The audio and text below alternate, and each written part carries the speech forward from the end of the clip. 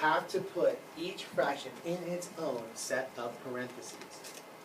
All right, so go ahead and knock out these 5, and we'll regroup and we'll talk about them. All right, let's go over these. So we already did number 1, the first one. So the second one, if the length of segment PQ was equal to 8, then what is the length of segment BQ? 16, because that's how these pieces are related, that the shorter one is half of this. So if you're trying to find the larger piece, you just gotta double the shorter one. So yeah, 16. The length of segment QC, so I give you this, if that's 20, then what is the length of segment MQ? 10 units, because the smaller piece is half of the large one. If the length of segment BQ, so if the whole thing was 27, then what is the length of PQ? 9. It's 1/3 of the whole, so 1/3 of that is 9. And the last one, if the length of segment QN is equal to 7, then the length of segment AN, the whole thing,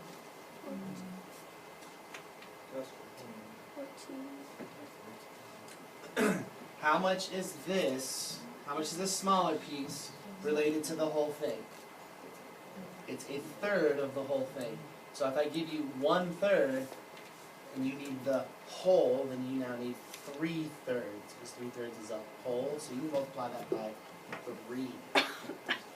The answer is 21 units. If I give you 1/3, that means the whole thing would have to be 21. Because if this is 7, then this piece here, A to Q, would be 14. So 14 plus 7, that's 21. All right, now let's make a transition into our workbook pages. We got all the notes, so keep those handy. Keep those handy. At the top of page 94. At the top of page 94.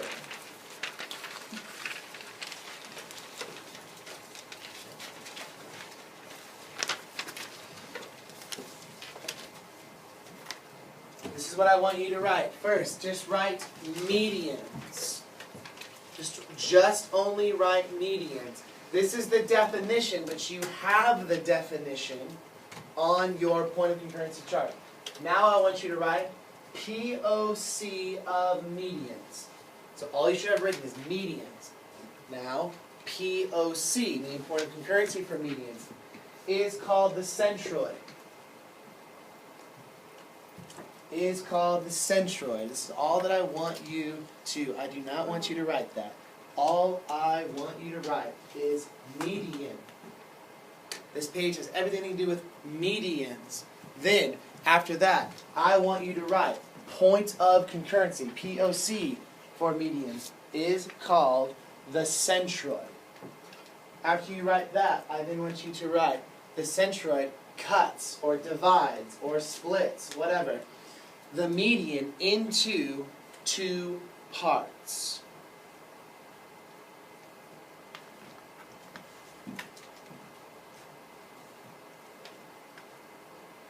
And those 2 parts we know is 1/3 and 2/3. So we're about 1/3 and 2/3.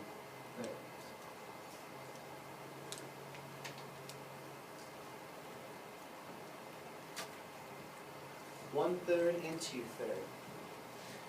Because you do not need to write the definition of median. We already went over it. You have it printed on that point of concurrency chart. So we're just going to save a little bit of time. So numbers 1 through 6, which you are assigned on this page. Numbers 1 through 6. And this is on page 94. That's just exactly what we just got done doing, where they say, hey, the length of segment AG is 10. What does that mean? That means that this would be 5 and the whole thing would be 15. You're solving that. Very simple. Then you're also assigned number 10, 11, and 12. 10, 11, and 12. And they're just asking you, what are those segments? Like, are they perpendicular bisectors? Are they angle bisectors? So on and so forth. Excuse me.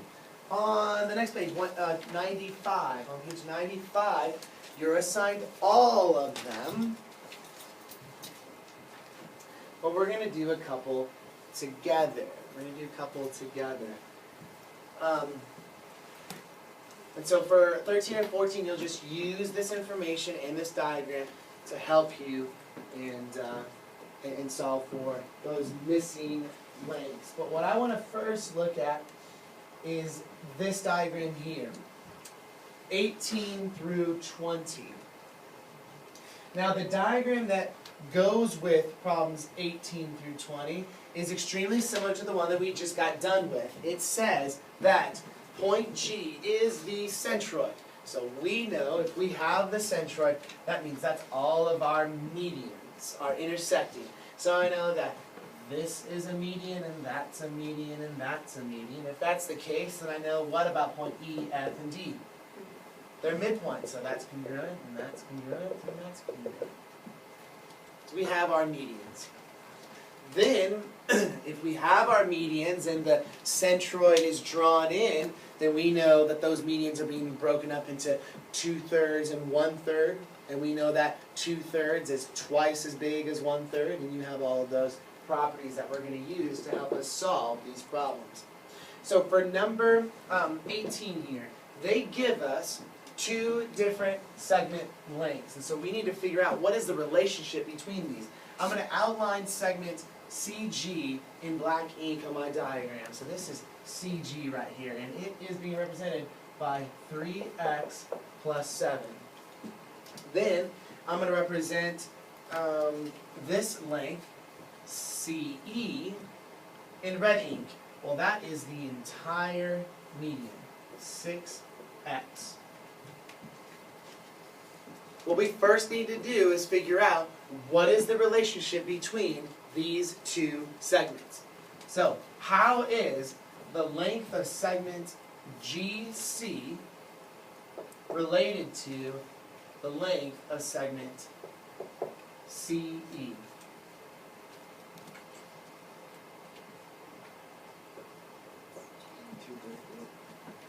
So where am I going to put that in this equation? Am I going to multiply the length of segment CG, or am I going to multiply the length of segment CE? And if you're having trouble with this, well then go ahead and let's do some labeling. Well, CG, this guy right here, is the bigger piece. Is it not? Okay, this is the bigger piece, and then CE is the whole median. This guy is the whole median. So now ask yourself, well, how is the bigger piece of the median related to the whole?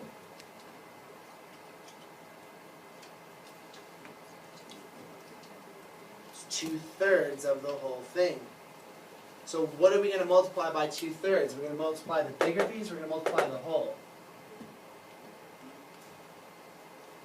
It is 2/3 of the whole, so what are we going to multiply by 2/3? The whole. So we're going to have to add in 2/3 right here. So the length of this bigger piece from the vertex to the centroid, that's the bigger piece of the two, that is equals 2/3 of the whole. So now we can just plug in our values. So this is 3x plus 7 is equal to 2/3 times the whole.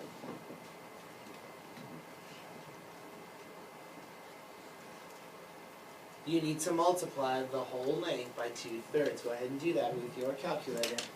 And Alex is going to tell us the answer. Not what x is, but just what this next step is. So we're going to have 3x plus 7 equals, what is the product of 2/3 times 6x? And Alec is going to tell us that. This is 4x.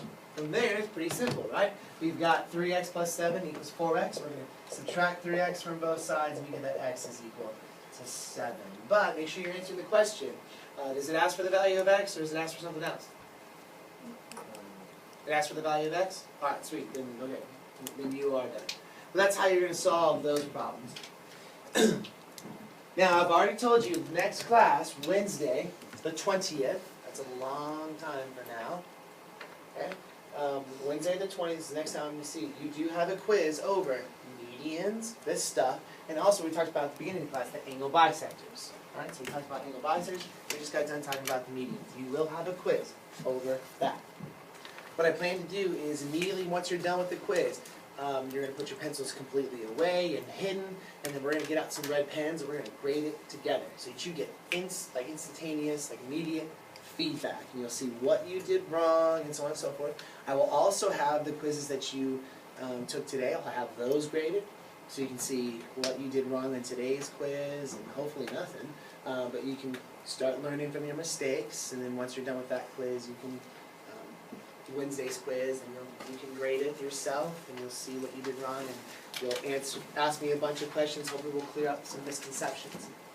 Then, we're going to talk for a little bit. We're going to do some more review. You're going to take the first half of a test. The test is covering all of your special segments in triangles.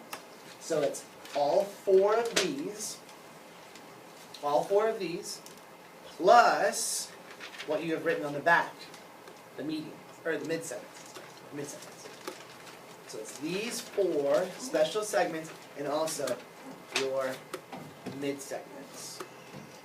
It's going to be over those 5 special segments. Now, I have created videos for the mid-segments and the perpendicular bisectors. All of those videos are online, so if you're feeling a little rusty, you can go and watch and brush up on those. Also, I recorded today's lecture or class or whatever, so if you're not feeling good about these median, you can go back and just get a refresher course, because there's going to be a lot of time from now until you take that quiz, which is Wednesday. It's 5 days from now. It's a lot of time for this to float off and to go somewhere else. Then, so that's all on Wednesday. That's 1/20. January 20th. You know what I mean by that? We're going to take a quiz and then the first half of the text. And in between that, we're going to do a lot of review. We're going to grade your quizzes. We're going to talk about those quizzes, make sure that we're feeling good. Then,